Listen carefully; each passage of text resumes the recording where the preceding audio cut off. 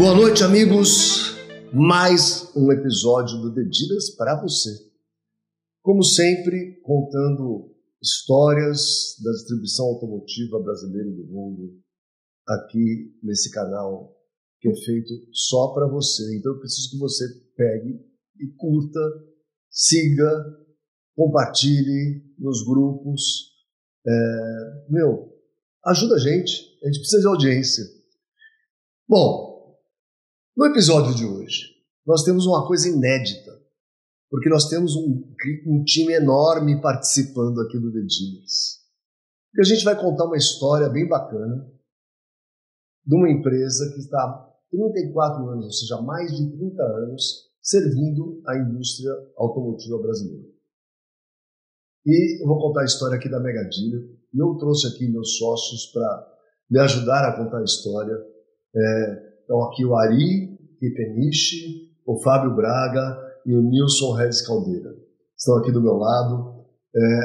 Câmera, por favor, foca neles. Aê, estão todos aqui, muito bom. Então, um prazer ter vocês aqui. Muito feliz. E eu quero começar contando uma história para vocês que nem todo mundo sabe. Quando nasceu a Mega Dealer e por que nasceu? A Mega Dealer nasceu em 1991. Os sócios à época eram Eumano Nigri, Mauro Imperatori, Fernando Rolim e Elton Nigri. E nasceu baseado num processo de vendas americano, criado pelo Joe Verde. Então eles foram para a NADA, viram lá o processo do Joe Verde e falaram assim, dá para tropicalizar e trazer para o Brasil isso daí. E deu-se o nome de Mega Vendas. O Mega Vendas foi o primeiro processo de vendas implantado em concessionárias brasileiras. Onde hoje o pessoal fala de SDR, pré-venda, etc. O Mega Vendas lá na década de 90 já fazia isso. Através de telefone, não tinha internet, etc. Então mais de 500 concessionárias tiveram Mega Vendas. Depois vieram aí Mega Peças, Mega Serviços e uma série de coisas que a gente acabou trabalhando aí nesses 34 anos para a maioria dos concessionários e montadoras brasileiras.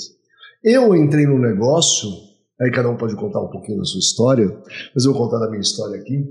Eu entrei no negócio em 99 e entrei de uma maneira também meio diferente, porque a Mega Dealer precisava de alguém para ficar no stand da Fenabrave, atendendo os clientes, apresentando os produtos, etc.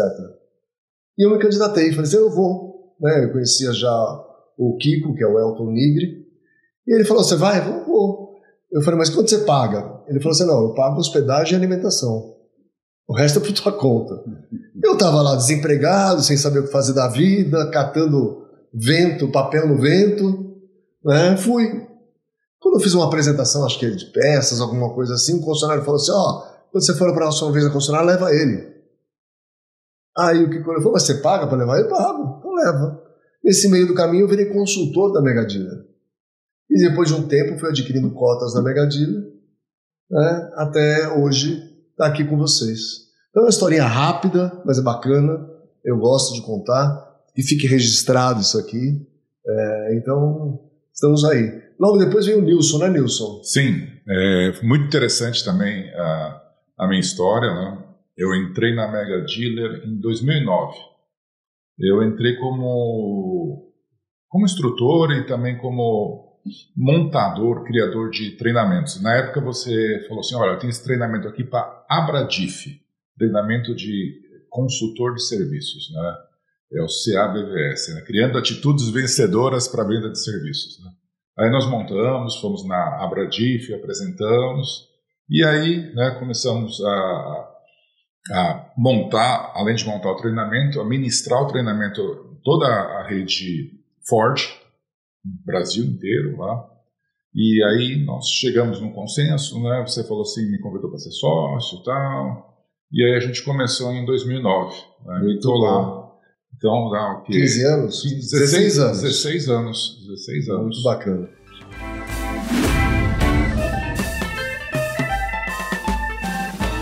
essa foi a minha história. Muito bom, muito bom. E o Fabinho? Veio quando? A minha história tem também algumas particularidades, né? Acho que só vou dar um passinho para trás, mas eu conheci o Caporal quando eu ainda estava na indústria automobilística, quando eu ainda era um estagiário de uma grande montadora, e me mandaram visitar um concessionário do qual o Caporal era responsável, para ver que ele estava fazendo alguma coisa de muito diferente na concessionária dele. E eu cheguei lá, a concessionária dele estava absolutamente empapelada. Isso na década de 90, começo da década de 90, né, Caporal? Isso mesmo. E ele falou para mim, você vai ver o que vai acontecer nessa concessionária amanhã. Vão estar cheio de pessoas. E quando eu cheguei à noite no hotel, uma propaganda lá, não compre carro hoje.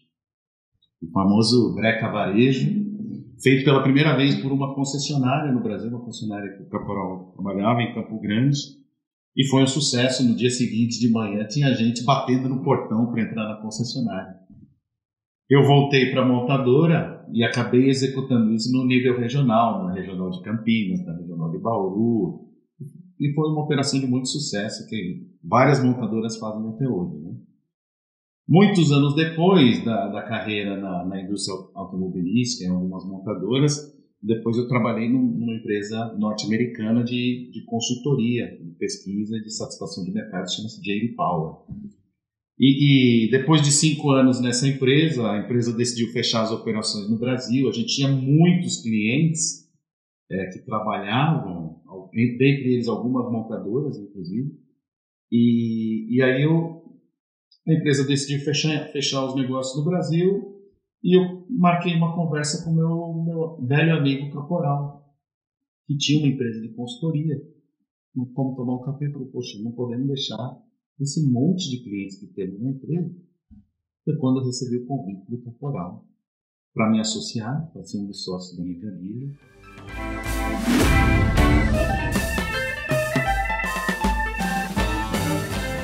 E, enfim, trabalhando na minha vida. Isso já faz 5 anos. O bacana é que foi praticamente 1 mês, 2 meses antes da pandemia, né? Nós assinamos o contrato de foi fevereiro, até menos. 15 dias antes de iniciar a pandemia. Aí sofremos o pão que o diabo amassou na pandemia. Mas acho que foi uma boa prova, né? Porque foi um primeiro ano de dificuldade, porque a indústria estava parada, e a primeira coisa que as montadoras, né, o mercado faz é cortar serviços de consultoria. Treinamento, acabou tudo. Né? Mas, assim, ao longo desses últimos 5 anos foi muito gratificante como sócio e como dos executivos da empresa ver o crescimento, ver a retomada, saber como nós estamos hoje. Então, isso é um trabalho que me deixa muito feliz, muito orgulhoso de fazer parte. Muito bom. E Ari? Eu trabalhei em montadoras também, né, na GM, na Nissan, na Case New Holland, e tinha uma postura muito consultiva no trabalho, sempre uma postura muito consultiva. Aí resolvi, por um tempo, treinei a Jeep no startup deles, foi bastante interessante, e bastante consultoria. E aí o Fábio me chamou para trabalhar com ele na J.D. Power. A gente fez projetos sensacionais de melhoria de qualidade de atendimento, premiadíssimos até, e de empresa que estava em último lugar e foi para primeiro, depois dos nossos treinamentos e consultorias lá. E aí o que acontece? A mesma coisa, a gente foi pego de surpresa com o fechamento da J.D. Power. Olhei para o Fábio olhou para mim, ele falou, e agora? Eu falei, agora a gente pode ou procurar emprego, ou cada um ir para um lado, ou juntar nós dois numa empresa, ou ir os dois para alguma empresa que já existia. O Fábio, batendo um papo com o Caporal, falou assim, Ari, eu tenho uma solução legal para a gente, né? Vamos lá para a Mega Dealer. Mega Dealer está precisando de novas ideias, de novas pessoas, tudo isso aí, e vamos lá conversar. Eu falei, legal, a gente já leva nossos clientes. E aí veio a pandemia em 15 dias, né, e a gente basicamente naquele primeiro ano não faturou quase nada, né, mas a brincadeira que eu faço sempre a gente né, encontrei um amigo meu num casamento que ele falou que estava muito bem financeiramente, e você? Eu falei, sou sócio de uma consultoria, a gente tem duplicado de tamanho a cada 2 anos, né? E a minha esposa estava junto, quando ele saiu, ele falou assim, nossa, você está tão bem assim? Eu falei, calma, amor. O dobro de R$1 é 2, o de 2 é 4, o de 4 é 8, nós já estamos faturando R$16, né? Quase isso, né? Mas modéstia à parte, a gente tá, óbvio que é uma brincadeira, mas a gente está crescendo bastante e fazendo muita coisa, né? E trazendo um olho consultivo, um olho de pegar, de repente, muitos dos dados que existem, né, e que tem tantos dados aqui da autoavaliar e fazer esse braço de treinamento e consultoria para um grupo autoavaliar. É muito interessante.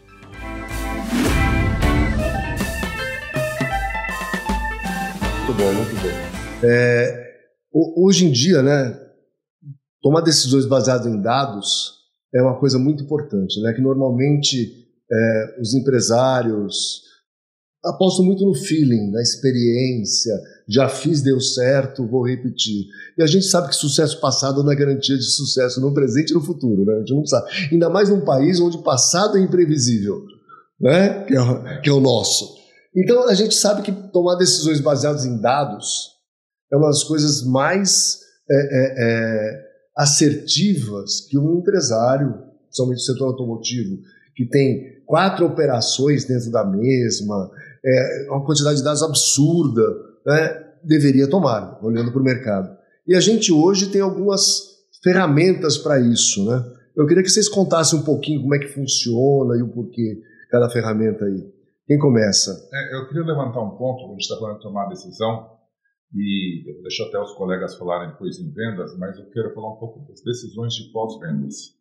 Porque hoje, né, toda concessionária busca a famosa taxa de absorção para pagar as despesas fixas. Né? Só que não tem muita informação sobre os resultados, né? Sobre a performance dos produtivos, sobre o estoque de peças, obsolescência de peças. Então a gente percebe que as decisões, principalmente na área tanto de peças quanto de oficina, são tomadas também com base no achismo, sem ter dados. E esses dados, muitas vezes, eles estão disponíveis. Isso que é o mais interessante. Só que as pessoas não sabem acessar, não têm conhecimento. Eu posso até fazer um merchan aqui. Tem um livro que fala como superar 100% da taxa de absorção, né, que ele dá algumas dicas, né, um roteiro onde você buscar essa informação, o que você fazer com ela, etc. Aliás, eu escutei um concessionário outro dia falar o seguinte, né? Não precisa mais medir hora de mecânico, não interessa nada disso, o que importa é o faturamento. E tem algumas consultorias que falam sobre isso, tá? Eu ainda discordo um pouco, porque hoje, para você aumentar o faturamento de uma oficina, você tem que subir o ticket ou a quantidade de clientes, certo? Para você aumentar a quantidade de clientes, você tem que dobrar a capacidade de produção. Para dobrar a capacidade de produção, você aumenta um turno, coloca mais box ou mais mecânico, porque o teu espaço normalmente é limitado, né? E aí tem algumas maneiras de aproveitar melhor as horas do mecânico. Então, medir as horas se torna importante. E até muitas vezes, a gente vê muitos concessionários que querem fazer essa ampliação, mas eles não capacitam os mecânicos para fazer todo o rol de serviços que precisa ser feito. Então, você sobrecarrega um produtivo, fica produtivo sem trabalhar, ou seja, com disponibilidade, e isso meio que se perde, né? Eu vou dizer o contrário. Teve uma montadora no Brasil, isso é um caso bem emblemático, que eu não tinha carro de entrada, lançou o carro de entrada. E o ticket aumentou o volume da oficina, o ticket médio caiu, porque o carro de entrada ele gastava menos nas revisões preventivas, etc. O ticket era menor. E a primeira coisa que as oficinas, as concessionárias fizeram foi assim, caiu o ticket, corta mecânico. Então diminuiu muito a capacidade produtiva, os problemas só aumentaram, né? E foi uma catástrofe.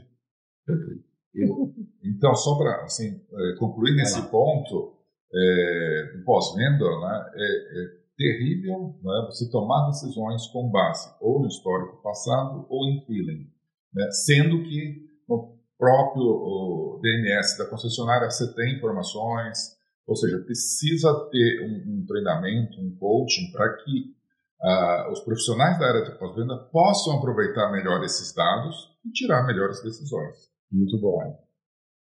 Muito legal, porque assim, uma das coisas que acho que a gente conseguiu como um time, né, executar e implementar no Mega Dealer, foi essa parte que o Ari comentou de gestão de dados. E hoje em dia você tem o que a gente chama de Big Data, que é um emaranhado de informações, que às vezes, como o Nilson colocou bem, está lá, perdido, mas você não sabe como gerenciar E acho que a experiência, pelo fato da gente já ter trabalhado muitos anos do outro lado, né, da consultoria, vendendo serviços, é que quando você tem a habilidade para pegar esses dados e transformar em informação de valor, e no meu caso, né, especialmente que trabalhei muito tempo também em montadora, a gente sabe como que as montadoras tomam essas decisões e que tipo de informação eles precisam.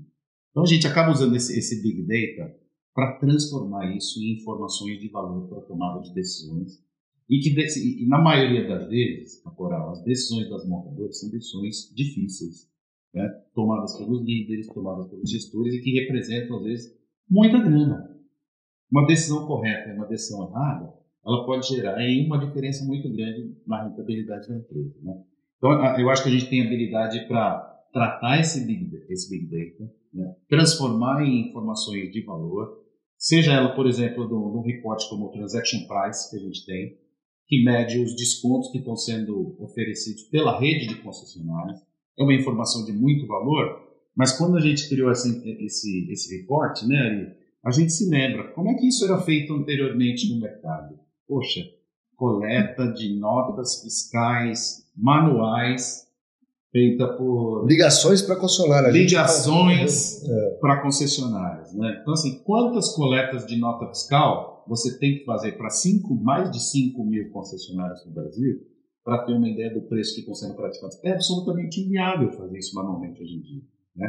E a gente coleta essas informações num volume de Big Data talvez 10 vezes maior do que uma pesquisa telefônica. Muito mais. Mais de 10. Mais de 10. Do que uma coleta de notas fiscal. Quantos dados você processa? O caso do Transaction Price, a gente está falando de 60, 70 mil carros por mês. Pesquisados. A gente não faz pesquisa, não é dado de verdade. É transacional. Isso é uma coisa engraçada, porque perguntaram para mim, mas como vocês fazem a pesquisa? Não tem pesquisa, dado é o dado. Então, e vamos dizer também, vamos dar crédito também a quem merece, né? A autoavaliar hoje. Lógico. Plugadas no DMS, consegue capturar essas informações todas, então está plugado mais de 85% das funcionárias brasileiras, trazendo informações e devolvendo para o mercado através de análises como o Transaction Price. Não, isso e falando que isso é preço de 0 quilômetro, deixar bem claro. Sim. Né? Porque quando a gente fala de autoavaliado, todo mundo pensa carro usado, né? Então, é de 0 quilômetro. Nós estamos falando de 60 a 70 mil carros 0 km. Se a gente pensar no mercado brasileiro, a gente fala de 2,5 milhões de carros, que dá mais ou menos no ano, que dá mais ou menos 200 mil no mês. Se a gente falar que mais ou menos metade desses carros são vendas diretas, a gente está falando de 100 mil carros. A gente tem uma amostra de 60 a 70 mil. Quer dizer, e não é assim, não é uma pesquisa, são dados de verdade, é o dado real. Né? Você quer saber, é o dado real, né? E é uma coisa até interessante, quer dizer, a gente falou muito de montadora, mas a gente vende também para as grandes locadoras, a gente vende para grandes seguradoras. Seguradora quer saber, banco, eles querem saber quanto está o carro, fundos de investimento, realidade, né? E tem aquela coisa, né? A montadora coloca o carro a 100 mil, acha que está tudo lindo, maravilhoso, porque tem 5% de desconto, 95 mil, e de repente o competidor dele que está 100 mil tem só 2% de desconto, sai por 98. Hoje em dia, por exemplo, a gente fez recentemente um trabalho para algumas empresas, claro que a gente não vai revelar aqui no podcast, mas e o mercado tem um dinamismo tão grande nisso, que o que aconteceu, a própria falou, né, o sucesso do passado não garante o futuro, mas assim, o que aconteceu de dezembro para março, essa montadora está passando por uma dificuldade muito grande por questão de posicionamento de preço, por questão de ações comerciais, e que nos contratou para ajudar eles nessa avaliação. E quando a gente olhou como a situação dessa determinada marca se depreciou em 3 meses, a gente ficou efetivamente bastante preocupado. E nesse caso, a montadora nos procura porque será que os meus insights que eu tenho ouvindo minha rede de concessionários, ouvindo a associação, ouvindo os executivos estão corretos? E a gente procura mostrar sim, não, por que sim e por que não, né? Mas sempre com base em dados, né? Com base em realidade.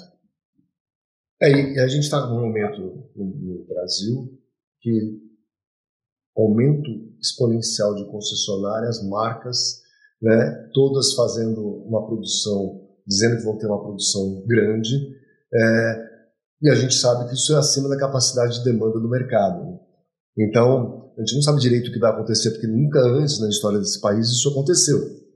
Tantas marcas, a gente teve várias ondas, né? Se a gente pegar que tinha 3 montadoras, chegou a Fiat, depois vieram japonesas, depois vieram coreanas, teve essas ondas todas, mas nesse volume, nessa escala, eu ouvi falar semana passada que tem mais 13 marcas para vir para o Brasil este ano ainda, então nunca teve. E a gente precisa de informações, inclusive da frota circulante, né? O que já está no mercado. Por isso que a gente tem um performance de veículos usados, né? Eu queria que vocês explicassem, porque tem um conceito aí bem legal de conquista, de perda de mercado, etc. no PVU, que o pessoal às vezes não percebe, né? O Ari, fala um pouquinho sobre isso. Não, essa é uma das conclusões mais legais que tem no estudo de veículos usados, porque ele une os usados com o novo. Ele mostra para onde estão indo aqueles usados que estão voltando para as concessionárias. Então, assim, se uma marca A está indo muito carro para a marca B, essa marca B está roubando o mercado deles. E a gente tem como quantificar exatamente falando assim, olha, você esse ano está com 10% de mercado, você poderia ter 12% e quem está te roubando 0,6 é uma montadora, 0,2 é essa, 0,1 é essa e 0,3 é essa. E cada 1% significa tantos mil carros, sei lá, no mercado de 2,5 milhões significa 250 mil carros, 10% significa 0,1, 25 mil carros. Então a gente fala de onde são esses 25 mil carros. Quem está roubando esses seus 25 mil ou 50 mil carros, a gente falou de 2%, né? Então a gente fala que esses 50 mil carros estão divididos desta forma. E a gente fala, então a montadora pode montar uma estratégia de combate baseada em dados reais de para onde estão indo os carros usados dela, da sua marca, ou historicamente de todos, ou se você quiser falar assim, não, você vai trocar de usado por novo, vamos olhar só os últimos carros que têm até 4 anos de uso, 5 anos de uso, que são em geral que são trocados por novos. A gente faz esse cálculo também. Tudo isso nos nossos estudos, tudo isso a gente pode fazer, estudos customizados, seja para montadoras, aquilo que a gente falou também para bancos, a gente tem feito também para locadoras, para todos os players que querem saber alguma coisa do mercado automobilístico. E Caporal, se você me permite, você mencionou sobre a chegada de todas essa nova onda das montadoras, trazendo principalmente os carros eletrificados, a maioria delas chineses no mercado, e a gente está sendo muito demandado, né, e procurado para entender qual é o comportamento e a lealdade do carro usado quando ele vai trocar esse carro em uma concessionária. Então, por exemplo, a gente está vendo que as novas marcas chinesas de carros elétricos e de carros híbridos, elas não estão só conquistando clientes do próprio segmento. Por exemplo, o cara não está indo lá trocar um SUV usado por um SUV, mas a gente está vendo, a gente tem uma percepção muito forte que os clientes que estão comprando carros híbridos e elétricos vêm de absolutamente vários segmentos. Desde o carro de entrada, desde o SUV, desde a picape também dupla diesel. Então, assim, eles estão conseguindo realmente ganhar um market share aos poucos e estão realmente se posicionando cada vez mais forte no mercado brasileiro. E aí eu queria fazer um complemento. A gente teve a oportunidade de assistir uma palestra do Steven Greenfield em janeiro, né, em New Orleans. É legal que a gente falar que todos os anos a Mega Dealer há mais de 20 anos. 2001, 25 anos. A gente leva concessionários brasileiros, não só para a NADA, que é o evento das concessionárias americanas, mas já levamos para os 5 continentes fazer benchmark. Tantas vezes em fabricantes, na China fizemos algumas vezes, na Europa, no Canadá, no México, Argentina, e também participar de eventos como a NADA, né? E a gente, todos os anos na NADA, faz um evento próprio dentro da NADA. Qual é o evento próprio? Né? A gente traz um palestrante, um consultor internacional, às vezes americano, não necessariamente. Nos 2 últimos anos, vou lembrar de cabeça que teve o Dale Pollock e agora o Steve Greenfield, né? Pessoas assim, profissionais reconhecidos no mundo inteiro. Eu até conheci o Steve Greenfield numa palestra que ele deu em Amsterdã, né? Aí eu falei com ele e tal, levamos ele para nada e fizemos o evento, né? Então, só para dar esse... Porque o ano que vem tem mais, né? Só para lembrar. E aproveitando a riqueza dessas palestras, né, dessas informações, e teve um quadro que me chamou muito a atenção, depois complementa o que os colegas estão levantando. O Steven Greenfield apresentou a média de vendas por vendedor em 1994. Então, em 1994, 30 anos atrás, cada vendedor vendia em média 10 carros nos Estados Unidos. Pegou isso em 2004, 30 anos, e mostrou o que foi feito de investimento em marketing, estrutura, sistema, processos. Então, os investimentos dobraram nesse período. E cada vendedor continuava vendendo 10 carros. Ou seja, isso é a importância de você ter informações. Aí você pega, né, e o Ari é especialista nisso também, a questão da taxa de captação, ou seja, dos carros avaliados, quantos são adquiridos ou comprados, a gente tem um índice histórico de 25%. E hoje está nessa média, 25%. Ou seja, investe-se muito na captação de leads. Milhões para captar lead, Facebook, né, redes sociais, cria-se uma estrutura. E chega um lead na sua loja, né, falando, eu quero comprar aquele carro, quero dar esse como parte de pagamento. E 25% desses negócios são efetivados. Ou, invertendo, né, 75% desses negócios são perdidos. Então, com base nessas informações e numa melhor gestão desse processo de troca, né, com treinamento, com sistemas, com informação, você poderia dobrar a sua taxa de captação e dobrar suas vendas. Né? Lembrando, quando você pega um carro na troca, você faz 2 negócios. Né? Você captou o usado, vai vender o outro, ou o zero ou o seminovo na troca daquele que você captou. Há quanto tempo você principalmente fala sobre isso, né? E é quase que uma catequese para a indústria automobilística. Mas assim, toda essa parte que a gente costuma comentar referente à importância do carro usado no processo de venda do carro novo é fundamental. Então, o PVU, por exemplo, que é o estudo de performance de veículos usados, ele consegue fazer essa conexão da importância do carro usado quando ele está lá efetivamente sendo oferecido para o carro 0 km. Né? E a gente mede, por exemplo, lealdade, a gente mede a conquista. Então, tem marcas que têm como estratégia mais foco no segmento de veículos usados, até para alavancar o segmento de venda de novos. Né? Você acabou de dizer, o negócio são 2 negócios. Você prefere fazer um negócio ou você prefere fazer 2? Eu prefiro captar um veículo usado, um bom carro, ganhar dinheiro com o veículo usado, e depois vender na troca o veículo 0 km. Muito bom. Eu acho que a gente tem muito sucesso nesses últimos anos, Caporal, e você tem nos inspirado bastante para falar sobre isso, e mostrar para o mercado a importância do segmento de veículos usados dentro da operação de uma concessionária e alavancando as vendas de veículos 0 km. O Nilson falou sobre o lead de maneira geral, que vai na concessionária. Segundo a NADA, custa $700 por carro vendido. Para você trazer alguém, comprar um carro efetivamente, somando marketing nível 1, marketing nível 2 e marketing nível 3. Montadora, marketing regional e concessionária. Somando os 3 esforços por carro vendido, custa é um absurdo, é muito caro. As despesas só aumentam, as ferramentas melhoram, etc., mas a produção não continua igual. Né? Isso é muito interessante. Aí eu tenho uma pergunta para vocês. Ó. É assim, com essa chegada enorme de marcas, vocês falaram muito de lealdade aqui, né? As marcas tradicionais têm mais lealdade, e algumas até japonesas têm bastante lealdade, etc, etc. Mas quando chega de tanta marca diferente, você não acha que o consumidor está mais propenso a ir para um produto que tenha melhor gadget, melhor infotainment, melhor design? Ele olha para aquilo e fala assim, aumentou a capacidade desse carro elétrico, do híbrido aqui, eu mudo para esse, independente de marca, porque está tendo uma confusão de marcas por aí, né? Vai chegar mais 12 ou 13 agora esse ano, tem muita marca. na cabeça do consumidor para ele registrar tudo isso, saber o que é melhor, o que é pior, é muito difícil, né? O que vocês acham disso daí?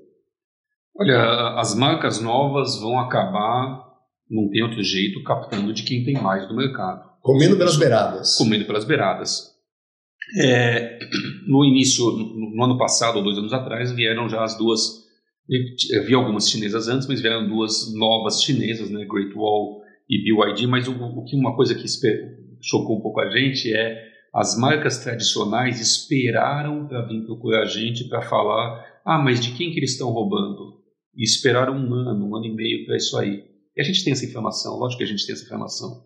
Né? O negócio é, quanto antes eles vierem, né, nos procurar, quanto antes souberem, quanto antes, né, montarem a estratégia de contra-ataque, melhor. Né? A gente vê isso no mercado, a gente sente isso no mercado. Né? Então, assim, marcas novas vão roubar? Vão roubar. E aí tem aquela coisa, né, que é aquela visão também um pouco mas eles estão roubando de todo mundo. Então, mas eles podem estar roubando mais seu do que de outra pessoa. Ele pode estar roubando mais da sua marca do que de outra pessoa.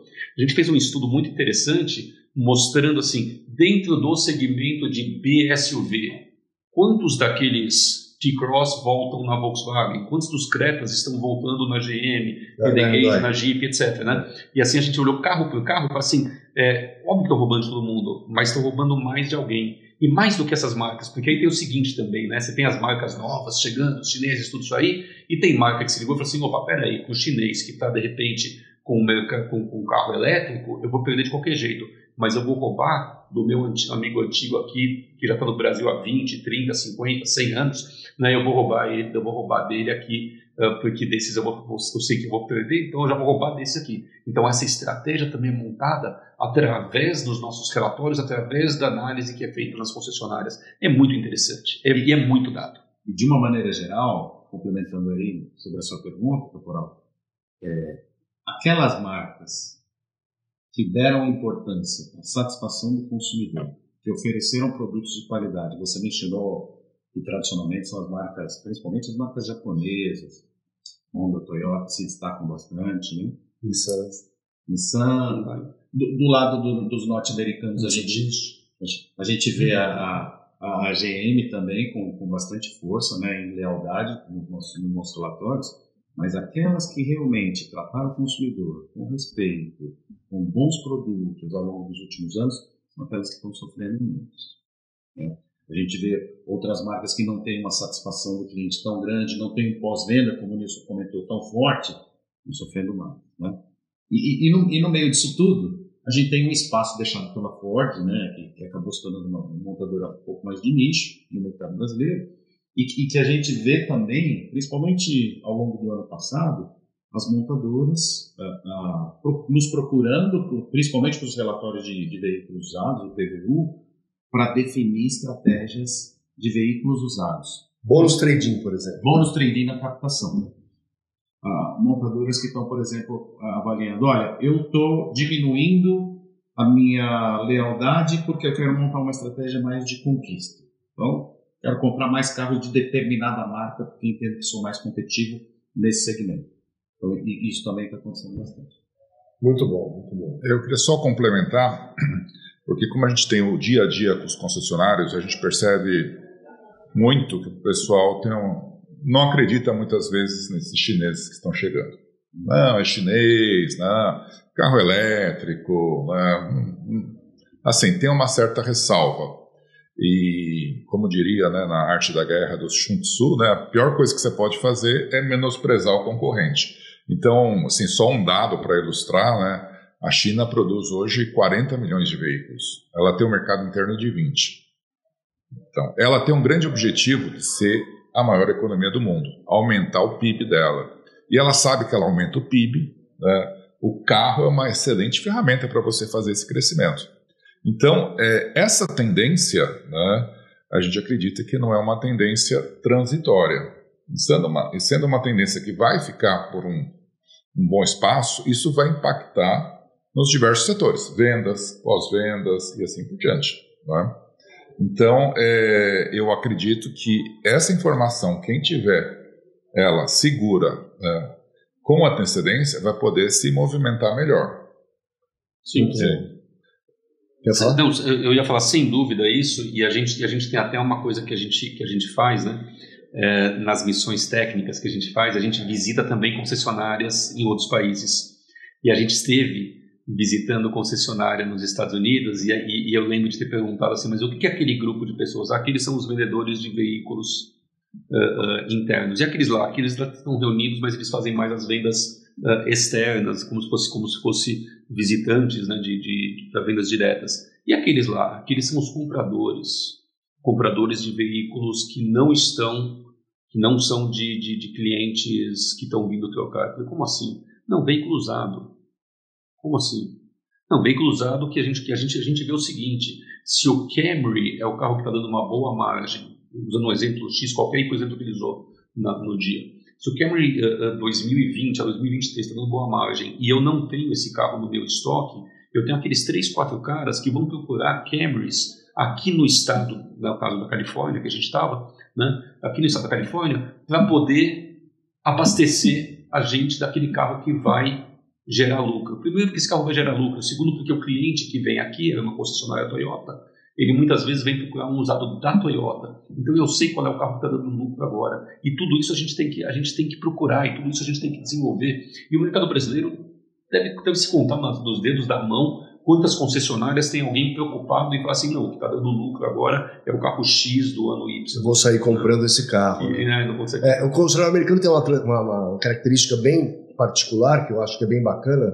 Você pergunta para qualquer dono de concessionária quantos carros você vende por mês, e ele dá o total dos carros, novos mais usados. Aqui no Brasil, se você perguntar para a maioria dos concessionários quanto ele vende por mês, ele vai dar o número de novos, meio doutrinado pelas montadoras, de alguma forma, né? Mas como usado, agora não mais, mas foi relegado a segundo plano durante uma boa parte da história, né? Então não tinha esse mindset, essa forma de pensar tão clara assim, né? Muito bom. Mas as missões técnicas, né, que a gente tem fazendo isso já há um tempo, é um trabalho muito prazeroso. Acho que para todos nós, né? Nós nos envolvemos pessoalmente nas missões técnicas e a gente descobre que é uma coisa muito legal. Eu estou vendo você falar agora, eu me lembro agora, por exemplo, da operação da RIP Case que nós fomos visitar, uma operação absolutamente gigante, né? Com 1.200 carros vendidos. Quando a gente olhou no monitoramento de vendas, o objetivo do mês estava lá 980 carros, né? A gente esse ano pudemos ver aplicação de inteligência artificial no pós-vendas, né? A gente viu lá algumas máquinas capazes de fazer scanner do carro, verificar por baixo do veículo se tinha vazamento de óleo. Isso em segundos, né? Em segundos, só pelo fato dele passar, e obrigatoriamente a concessionária colocava todo e qualquer carro de cliente para entrar e passar por esse scanner, tirava inúmeras fotos no scanner e saía diretamente na mesa do consultor técnico um orçamento com todos os danos de lataria, com as rodas que foram riscadas, o escapamento colaborado, padronizado com a taxa de mão de obra. Espessura de pneu, tudo. Espessura de pneu, entre outras coisas. Então, assim, toda vez que a gente vai fazer missões técnicas, a gente traz alguma coisa muito diferente, que muito provavelmente vai acontecer aqui em breve, e o networking com os concessionários, né? É uma coisa muito legal, né? A troca de experiências entre eles é uma coisa fantástica. Então, é um trabalho que a gente faz com muito prazer. A partir de fevereiro, estaremos muito provavelmente em algumas das cidades aí dos Estados Unidos. Esse ano o NAD acontece em Las Vegas. Muito bom. Aproveitar para... Nesse cenário todo desafiador que nós estamos vendo aqui no Brasil, e considerando que as empresas concessionárias são empresas familiares, existe uma necessidade muito grande de preparar as novas gerações. Né? As novas gerações, então a gente tem algumas ações junto a associações de marca, etc., de formação de novos líderes. Né? Mas eu acho que falta ainda alguma coisa, né, no mercado para poder unir essa nova geração que está chegando. A nova geração que vem, ela vem com muito mais formação acadêmica, muito mais ferramental, muito mais tecnológica do que analógica, né? Porque o desbravador, aquele que montou o negócio, etc., ele era um cara analógico, naturalmente, né? E hoje é uma geração nova. E existe essa troca, né? Essa troca de gestão, de poder, da concessionária. Normalmente, vocês têm filhos aí, vocês sabem que existe conflito entre gerações. Isso existe, é natural, né? Eu tenho em casa, todo mundo tem que ter filho grande, já maiorzinho, já tem um conflito ali, pensamentos divergentes, né? E é natural, isso é bom, né? É saudável. Mas na concessionária, quando eu faço uma sucessão, o normal, assim, o melhor, ela fosse mais suave possível, né? Sem sobressaltos. Como é que vocês veem isso? Eu queria só fazer 2 comentários, acho que em direção ao que a gente está discutindo, né? O primeiro, que a gente tem realmente uma longa tradição na capacitação de sucessores, né? Desde Abradit, Toyota, Abradif, né? Abracaf, então, inclusive a gente coordena a Sobrave, né? A gente até coordena o MBA de gestão de concessionárias da Abracaf com a FGV lá. E uma coisa que eu tenho percebido, eu concordo com você que o pessoal está muito mais digital, tem muito mais informação, né? Mas existe uma diferença em transformar essa informação em ações concretas. E até a gente teve um encontro recente numa aula e teve um ponto assim que foi um ponto alto do debate, que é a remuneração. Como é que você remunera, né, a sua estrutura comercial, a sua estrutura de pós-vendas, né? E é uma coisa que você pode, né, e a gente vê casos que inviabiliza a operação porque você acaba canibalizando, né, ou seja, o vendedor não quer vender mais porque senão ele vai ser gerente, ele não quer ser gerente, né? A remuneração tem um impacto que não é utilizada de forma adequada. Então, só para dar um exemplo, a pessoa ganha muito bem. A grosso modo, vamos supor, a pessoa ganha 40 mil salário, né? Ele já está satisfeito com isso. Para chegar a 50, ele tem que fazer muito esforço, às vezes não vale a pena. Então, como é que você compõe tudo isso? E essa questão informal, né, que muitas vezes você não aprende, né, na academia, na escola, né, você aprende como? Discutindo com os colegas e vendo experiências diferentes, né? Então tem muito disso, né? E eu acho que esse é um gap que os sucessores hoje precisam ficar atentos. São coisas, muitas vezes, da rotina, mas que pode afetar o negócio. Além, é claro, de ter uma visão mais ampla, né? Uma visão expandida do conceito de concessionária. Eu vendo automóveis ou eu estou, aquela história, né, do miopia em marketing, né? Eu estou no ramo de mobilidade, né? O que eu posso agregar no meu negócio? Locadora, uma loja de jet ski, não sei, alugar patinete, eu não sei, né? Mas dentro do teu negócio, como é que você pode ampliar? E não precisa necessariamente criar, né, alternativas de crescimento somente na concessionária, você precisa ter uma visão mais ampla. E isso vem, né, na minha opinião, numa discussão, um brainstorm com outros colegas. Eu tenho um ponto aqui só para destacar, infelizmente vou revelar aqui a minha idade, mas eu fiz curso de sucessor Volkswagen em 1978. Putz, né? Não tinha nascido. E já tinham esses problemas que a gente fala agora. Só que nos últimos anos, a taxa de mudança, ou seja, a evolução de todo o mercado, há 3 anos atrás a gente não falava de inteligência artificial, gente. Não existia ChatGPT há 3 anos atrás. Hoje é a ferramenta de busca de todo mundo. Então, hoje isso é exponencial. Então, você imagina que na década de 70 já existiam os problemas todos e era importante se relacionar, se juntar, discutir junto com os jovens da mesma época. Hoje é muito pior. E eu acredito também, e isso colocou muito bem, nas formas tradicionais do ensino, que são super robustas, né? A Bíblia tem parceria com todas essas associações, universidades de primeiríssima linha, uma delas você estudou, inclusive. Nós tivemos lá. Exato, vocês estiveram nessa semana. Mas eu acredito também que essa nova geração ela vai buscar formatos diferentes de aprendizado. Eu acho que hoje não tem como a gente fugir os formatos de aprendizado usando das ferramentas que a gente tem de internet, né? Daquele formato de colaborativo, de troca de informações, de crescimento de um grupo como um todo, e principalmente o que o Nilson comentou, né? Hoje eu vejo muitos sucessores, não só extremamente bem preparados, extremamente antenados com o mercado, conhecedores, a maioria das vezes, do negócio. A sucessão ela é difícil, o conflito de gerações sempre vai ser difícil. Imagina você tratar de negócios com seu pai, com seu primo, com seu tio, terceira geração com seu avô, ainda temos, né? E que passaram, e que conquistaram tudo aquilo.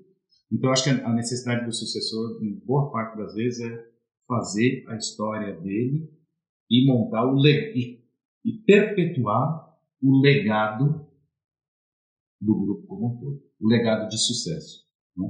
Então, acredito muito nesse formato de aprendizado de clube de negócios, de troca de informações, de troca de experiências, e que a gente vê a velocidade desse aprendizado para essa nova geração ser muito rápida. Eles estão muito dispostos a fazer negócios e perpetuarem esse legado que foi criado pelo pai e pelo avô. E tem muito conhecimento para isso, né? O Ari estava me falando antes no café, né, que quando participou de nomeações de concessionárias na década de 30, 40, não, perdão, mais recentemente, mas acompanhou esse processo de alguma forma, né, da nomeação do dono da concessionária, depois o filho chegando, etc, né? Me conta mais sobre isso. Não, sempre foi uma preocupação, né, nas nomeações, e sempre teve essa coisa do sucessor. Era engraçado, porque a gente analisava muito o candidato, como que ele está indo, e se tinha outras marcas, se às vezes eram candidatos que não trabalhavam no segmento ainda. Hoje isso é mais raro, mas a gente olhava muito a capacidade financeira, a capacidade técnica, né, a vontade de aprender, de repente aquela coisa do legado que o Fábio falou, mas também a parte de sucessores. Sucessão sempre foi uma preocupação em montadora. Tanto é que aquilo que o Nilson falou, né, a gente tem esses programas que a gente está fazendo com algumas associações, e tem coisas novas que a gente está fazendo fora das associações, né, aonde você vai ter o aprendizado com todos esses dados que a gente tem, e os sucessores, a pessoa mais jovem tem uma facilidade gigantesca de trabalhar melhor esses dados, né, que a gente tem que transformar isso em informação. A gente traz dados em informações, mas eles têm essa capacidade muito maior, e de aprender um com o outro nessa sucessão, nessa coisa nova, e de estar crescendo, porque a gente tem muito disso, né? Então, o processo de seleção também, de ter as novas marcas, que você muito bem colocou aí, com 10, 12 marcas que estão chegando aí, quem eles vão nomear? Provavelmente quem é bom, mas não só quem é bom, quem tem bons sucessores, né? E vão olhar isso. Muito bom, muito bacana. Nesse mercado todo agora, a gente traçou aqui um cenário, né? Quais dicas vocês dariam, além do que a gente já falou aqui, mas para ter uma operação mais inteligente, lucrativa, voltada para o futuro de maneira geral, assim, abraçando a mobilidade,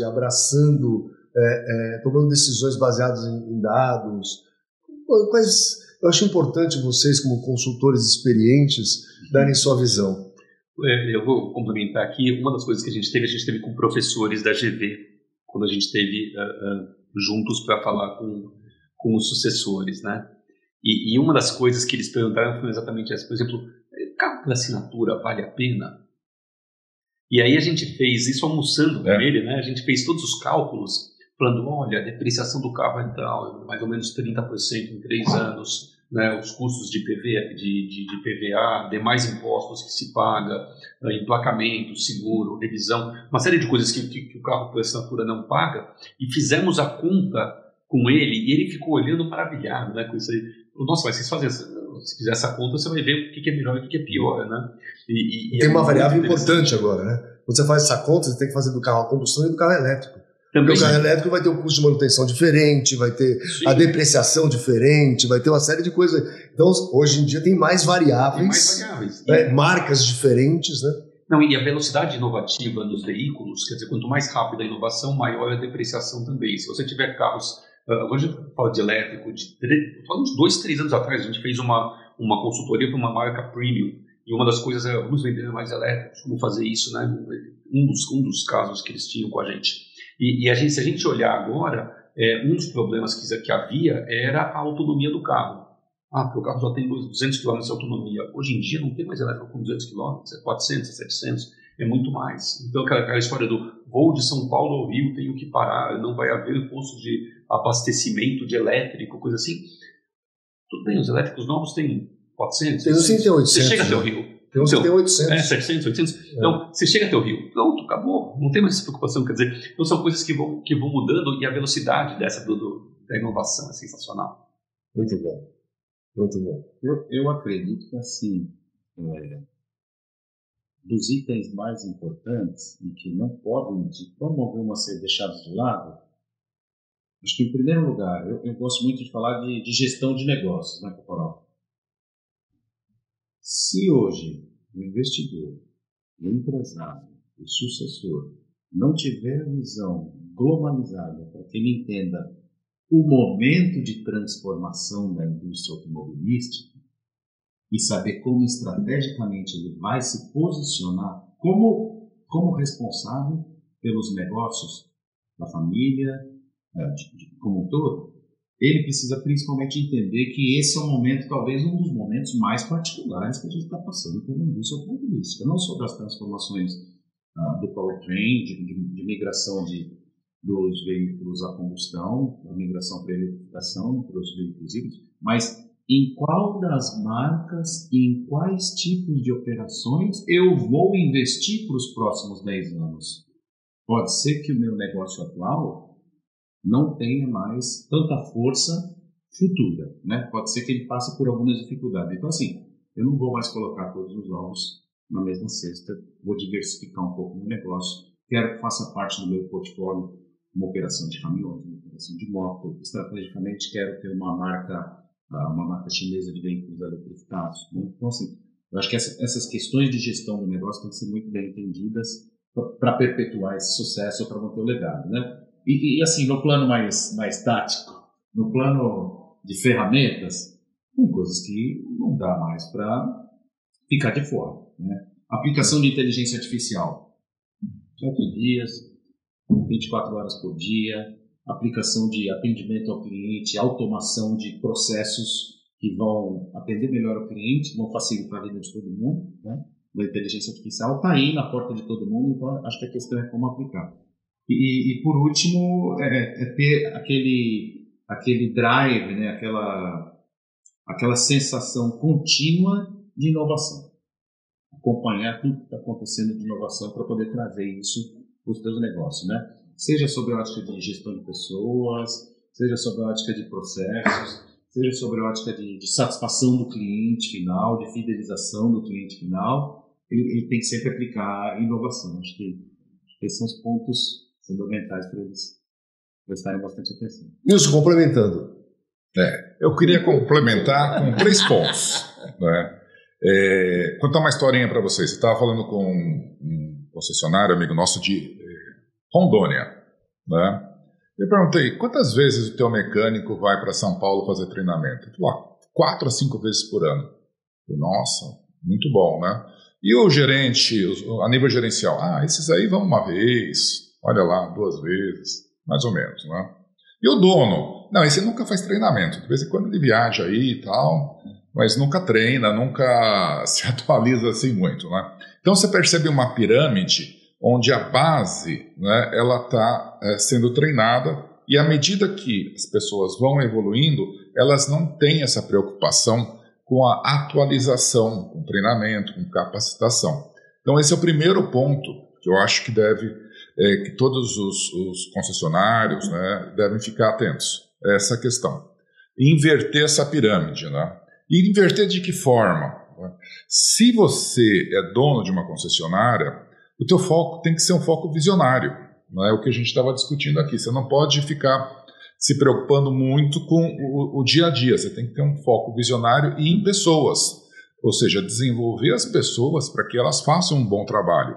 E a gestão que tem que ter foco em processo, né, e em rentabilidade, na operação. Então, tudo isso tem que estar, de certa forma, previsto, né, no plano de crescimento da concessionária. Aliás, esse é outro ponto. Né? Você tem que ter um plano, como é que eu vou crescer para os próximos anos?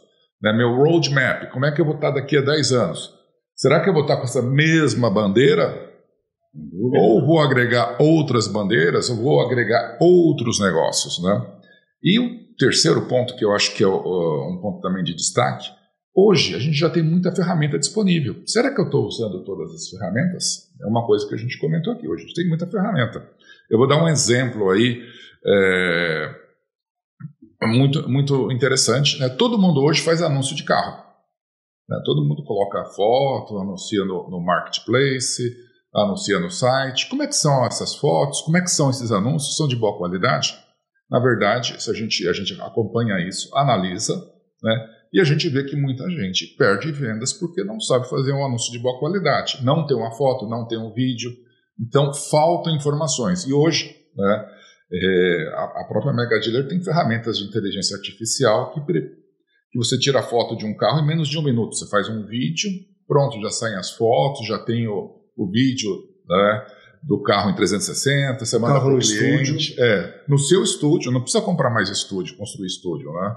Então, é tudo, né, através de inteligência artificial. Você manda um link onde ele pode movimentar o carro no WhatsApp. Né? 360. 360. Então, tudo isso já está disponível. Né? Como as informações que a gente falou, os relatórios, mas não é todo mundo que utiliza. Então, você tem que começar a utilizar o que está disponível, para depois você já expandir. E todos os dias tem novas ferramentas disponíveis. Mas você falando de anúncio, que eu acho muito interessante, é assim, ó, o concessionário, o revendedor de veículos, ele não perde venda para outra loja ou para outro carro. Ele perde venda para outro anúncio. O cara anunciou melhor o produto dele. E se a gente pensar que o ticket médio hoje de um carro usado é 70, 80 mil, né, mais ou menos isso, vale a pena investir aí 1 minuto, 2 minutos para cada anúncio. E muitas vezes a gente vê que os anúncios são feitos assim de qualquer maneira. Então a gente não está vendendo um ticket tão baixo assim, né, um ticket alto. Quem está comprando às vezes é o primeiro bem da vida dele, o segundo maior bem da vida. Então é uma coisa muito importante a informação que está, a gente chama de VDP, Vehicle Detail Page, né, o anúncio do veículo. Isso precisa estar muito bem organizado e a taxa de conversão é diretamente proporcional ao tempo que o cliente passa na VDP. Então o pessoal fala assim, tem que passar mais confiança, tem que prender ele por mais tempo. Como é que você prende mais tempo? Com mais informação. O que é mais informação? Mais fotos, mais vídeos, mais descritivo do veículo, mais laudo. Quanto mais informação tiver, mais a chance de converter. E eu perco menos para aquele outro anúncio da outra loja, da outra rua, da outra funcionária. Eu tenho um case interessante, acho que vale a pena comentar com vocês. A gente fez um estudo, onde a gente comparou veículos anunciados com fotos normais e veículos anunciados com fotos de estúdio, né, através de inteligência artificial. Esses veículos com fotos de estúdio tiveram 80% a mais de leads, ou seja, gerou maior procura.